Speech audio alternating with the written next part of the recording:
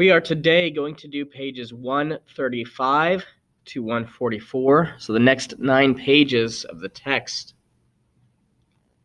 A shotgun blast went off in his leg every time he tried to put it down. A shotgun blast went off in his leg every time he put it down, and he thought, "You're a fool, a damn fool, an awful fool, an idiot, an awful idiot, a damn idiot, a fool, a damn fool.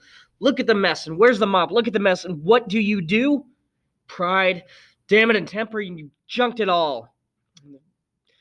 At the very start, you vomit on everyone and yourself. But everything at once. But everything, one on top of another. Beatty, the women, Mildred, Clarice, everything. No excuse, though. No excuse. A fool. A damn fool. Go give yourself up. No. We'll save what we can. We'll do what there is left to do. If we have to burn, let's take a few more with us. Here." He remembered the books and turned back, just on the off chance. He found a few books where he left them near the garden fence. Mildred, God bless her, had missed a few. 4 books still lay hidden where he'd put them. Voices were wailing in the night, and flash beams swirled around. Other salamanders were roaring their engines far away, and the police sirens were cutting their way across town with the sirens. Montauk took the 4 remaining books and hopped his way down the alley, and suddenly fell as if his head had been cut off and only his body lay there. Something inside had jerked him to a halt and flopped him down. He lay where he had fallen and sobbed, his legs folded, his face pressed blindly to the gravel. Beatty wanted to die. In the middle of the crying, Montauk knew it for the truth. Beatty had wanted to die. He had just stood there, not really trying to save himself. Just stood there, joking, needling, thought Montauk, and the thought was enough to stifle his sobbing and let him pause for air. How strange. Strange to want to die so much that you let a man walk around armed, and then, instead of shutting up and staying alive, you go on yelling at people and making fun of them, until you get them mad, and then, at a distance, running feet. Montauk sat up. "Let's get out of here. Come on, get up, get up. You just can't sit." But he was still crying, and that had to be finished. He was going away now. He hadn't wanted to kill anyone, not even Beatty. His flesh gripped him and shrank as if he had been plunged in acid. He gagged. He saw Beatty, a torch, not moving, fluttering out on the grass. He bit at his knuckles. I'm sorry, oh God, I'm sorry."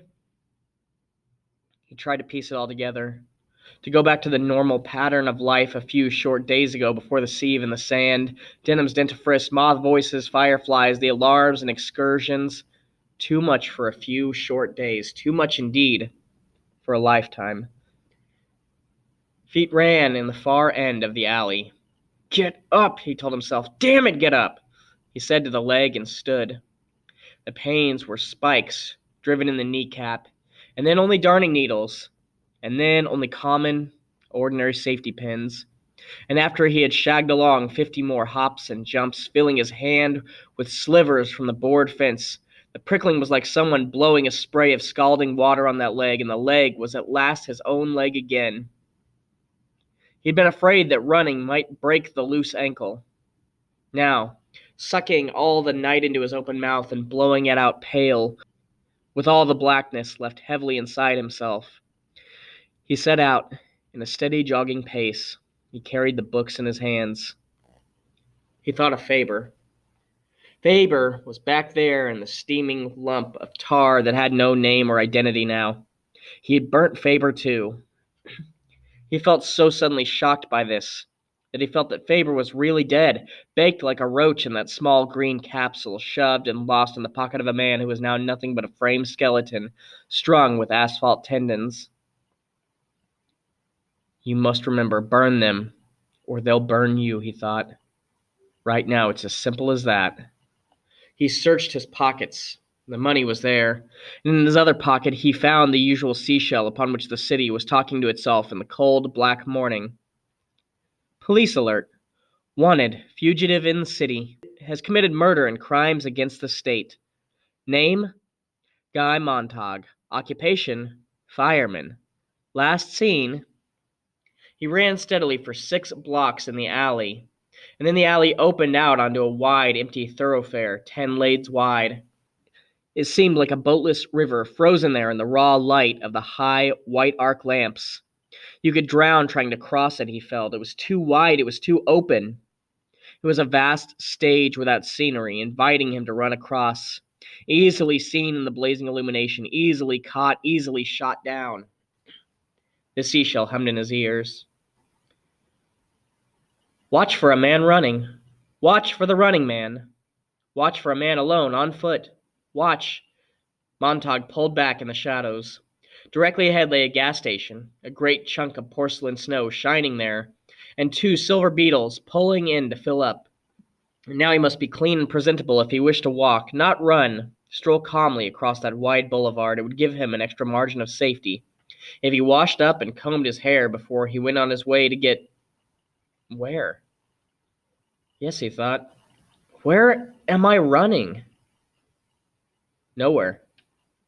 There was nowhere to go, no friend to turn to, really, except Faber, and then he realized that he was indeed running toward Faber's house instinctively. But Faber couldn't hide him. It would be suicide even to try, but he knew that he would go to see Faber anyway for a few short minutes. Faber would be the place where he might refuel his fast-draining belief in his own ability to survive. He just wanted to know that there was a man like Faber in the world. He wanted to see the man alive and not burned back there like a body shelled in another body. And some of the money must be left with Faber, of course, to be spent after Montauk ran on his way. Perhaps he could make the open country and live on or near the rivers and near the highways and the fields and hills. A great whirling whisper made him look to the sky. The police helicopters were rising so far away that it seemed someone had blown the gray head off a dry dandelion flower.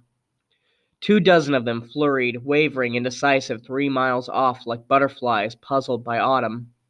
And then they were plummeted down to land one by one, here, there, softly kneading the streets where, turned back to beetles, they shrieked along the boulevards, or, as suddenly, leapt back into the air, continuing their search.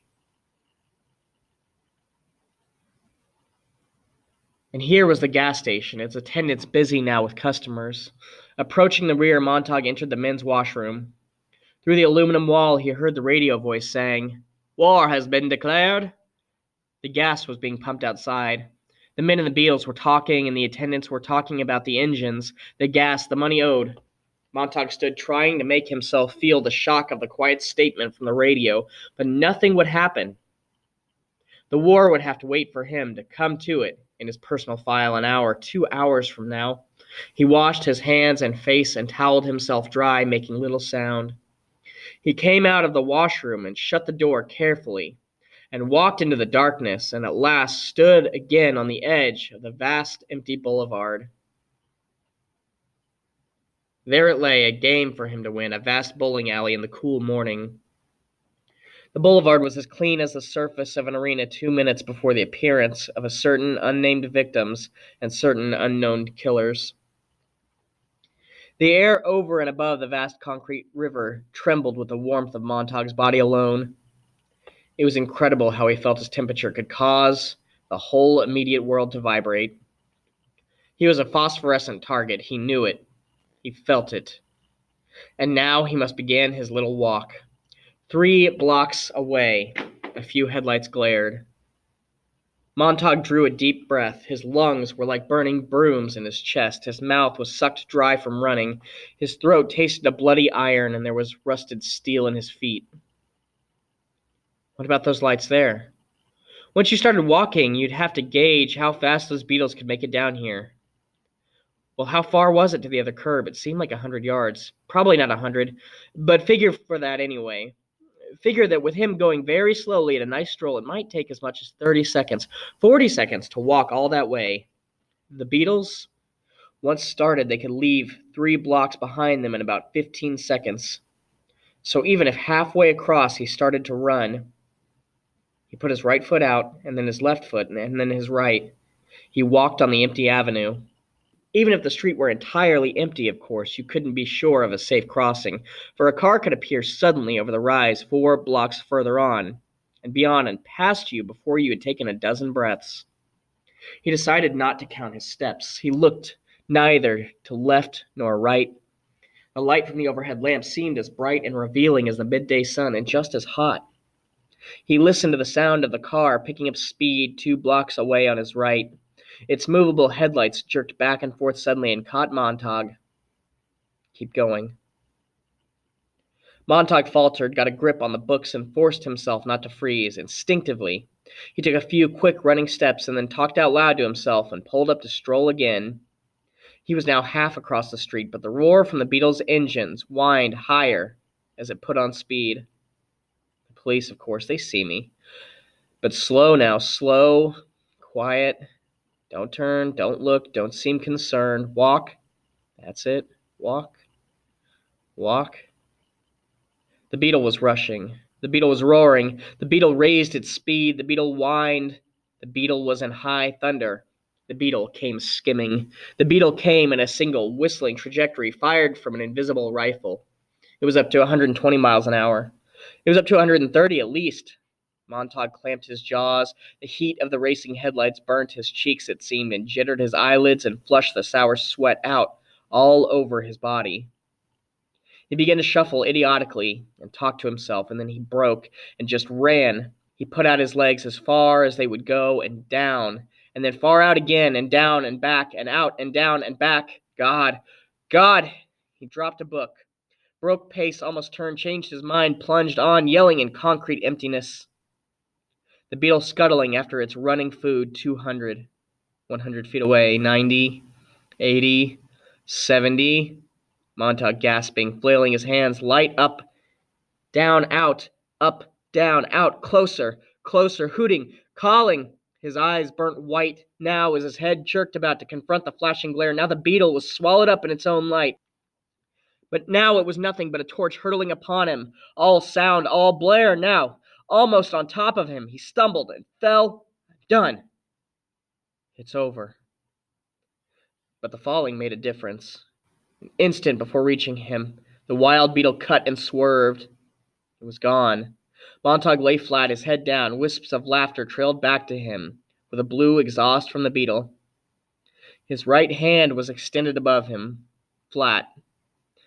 Across the extreme tip of the middle finger, he saw now as he lifted that hand, a faint 16th of an inch of black tread where the tire had touched in passing. He looked at that black line with disbelief, getting to his feet. That wasn't the police, he thought.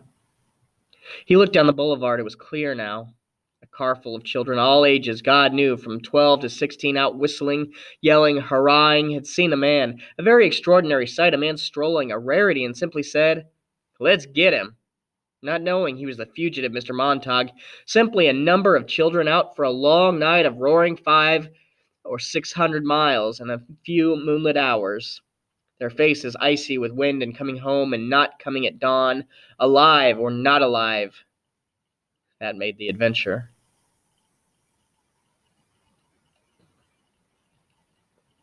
They would have killed me, thought Montauk, swaying, the air still torn and stirring about him in dust, touching his bruised cheek. For no reason at all in the world, they would have killed me. He walked toward the far curb, telling each foot to go and keep going. Somehow he had picked up the spilled books. He didn't remember bending or touching them. He kept moving them from hand to hand as if they were a poker hand he could not figure. He wondered if they were the ones who had killed Clarice. He stopped, and his mind said it again, very loud. I wonder if they were the ones who killed Clarice. He wanted to run after them, yelling. His eyes watered. The thing that had saved him was falling flat. The driver of the car, seeing Montauk down, instinctively considered the probability that running over a body at such a high speed might turn the car upside down and spill them out. If Montauk had remained an upright target, Montauk gasped. Far down the boulevard, 4 blocks away, the Beetle had slowed, spun about on 2 wheels, and was now racing back, slanting over on the wrong side of the street, picking up speed. But Montauk was gone, hidden in the safety of the dark alley for which he had set out on a long journey an hour ago, or was it a minute ago? He stood shivering in the night. looking back out as the beetle ran by and skidded back to the center of the avenue, whirling laughter in the air, all about it. Gone. Further on, as Montauk moved in darkness, he could see the helicopters falling like the first flakes of snow in the long winter to come. That is where we'll end for today. Let's go over to our notes and take a look at what we picked up from that. Let's take a look at our notes. We only have one vocab word here because this is mostly an action sequence. There wasn't a whole lot of introspection going on, which is fine because there's plenty to learn. Just not a whole lot of vocab. So the only one I had here was excursion, which is a short trip or journey. If you had more vocab than this, great. But we want to make sure that we have at least that word if you didn't already know it. We also only have the one question because, again, there wasn't a lot of questions going on in this, mostly just the action sequence, which was, did Beatty really want to die? That's the conclusion that Montauk has come up with.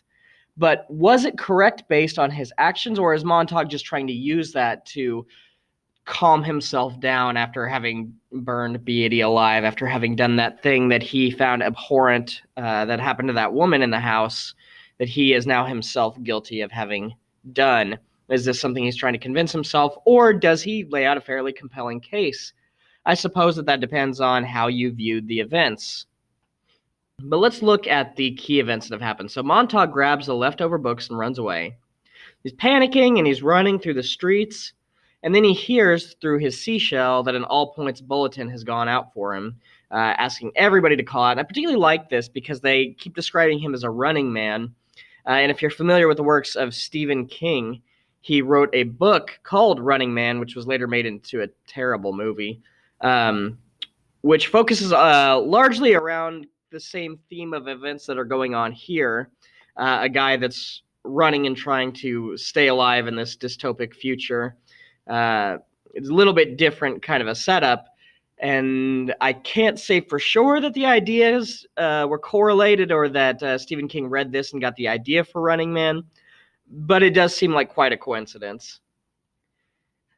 Montauk goes toward Faber's house, wanting to get cleaned up at a gas station first. He comes to that idea that if he's cleaned up, then he will be less conspicuous. He gets cleaned up and then tries to cross the highway, and he gets nearly run over. He has the thoughts that maybe it was the same people that ran over Clarice, but this is all based on nothing, and given his panicked mind state, it seems fairly unlikely. But it does kind of fit within this dystopic world that he lives in, where everybody is cruel and evil and just wants to hurt people. And, we're just out for a good time, and who cares if we live or die? So that is the end of this section. We'll continue next time with pages 144 to 154. We are nearing the end of the book, so let's see how this finishes up.